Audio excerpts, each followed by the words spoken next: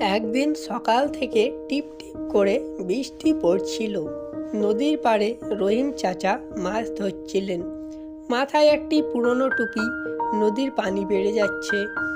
মাছ ধরা সহজ মনে হলেও কাজটি ধৈর্যের। দূরে দাঁড়িয়েছিল ছোট্ট আমিন। সে বারবার চেষ্টা করেও একটি মাছ ধরতে পারছিল না।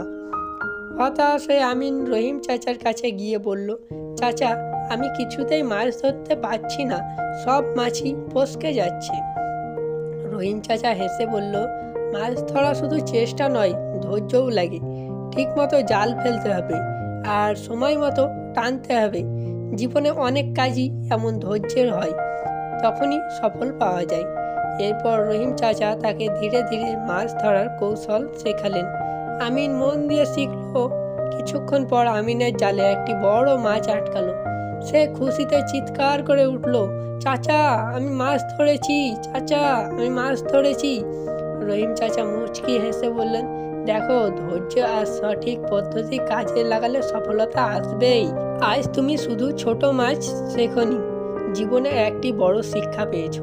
গল্পের শেষে আমিন বুঝতে পারল, শুধু মাছ ধরা নয়, জীবনে যে কোনো কাজ ধৈর্য আর অবসর প্রয়োজন।